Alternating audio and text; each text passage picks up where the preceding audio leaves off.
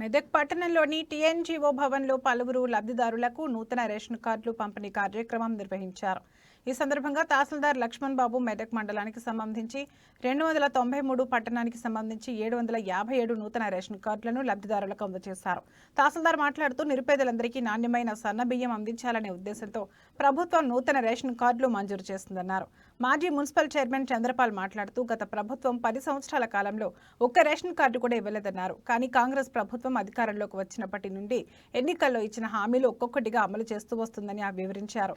దేశంలో ఏ రాష్ట్రంలో లేని విధంగా తెలంగాణ రాష్ట్ర ప్రభుత్వం రేషన్ దుకాణాల్లో సన్నబియ్యం పంపిణీ చేస్తుందన్నారు.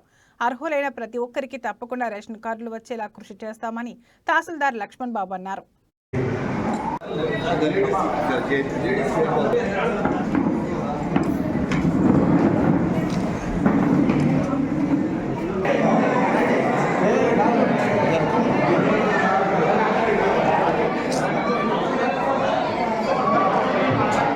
చిన్న సమావేశం ఏర్పాటు చేయవలసిందే కొంతమంది మన వాళ్ళు కోరితే ఈరోజు మన లబ్ధిదారులకు కొద్దిగా సౌకర్యవంతంగా కొంతమందిని పిలిచి మనం ఈ ఆహార భద్రత కార్డులను ఎమ్మెల్యే గారు చెప్పిన ఆదేశాల ప్రకారం ఈరోజు మీకు మన ఇక్కడ పైన ఉన్న మన కొద్దిగా ప్రతినిధులు పెద్దలు వాళ్ళతోటి మీ చేతుల మీద పంపిణీ చేయడానికి ఈరోజు నిర్ణయించినది.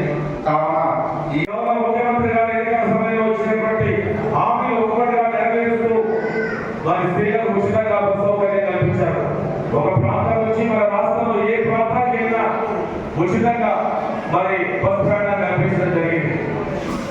అదేవిధంగా ఒక సిలిండర్ పైన 500 రూపాయల సబ్సిడీ మహిళలకు ఇబ్బంది అవుతా ఉంది. రోజు పెట్రోల్ ధరలు, డీజిల్ ధరలు పెరుగుతున్న పరిస్థితుల్లో మరి అందరూ ఇప్పుడు 500 సబ్సిడీ ఇస్తూ ఈరోజు ముందు పోతున్నటువంటి పరిస్థితి. అదేవిధంగా మరి 200 యూనిట్ల ఉచిత విద్యుత్తులు కూడా మా దగ్గర ఇస్తా ఉన్నారు. అంటే ప్రభుత్వం నిరుపేదలకు మరి అన్ని సౌకర్యాలు కలిగించాలి. మరి వాళ్ళ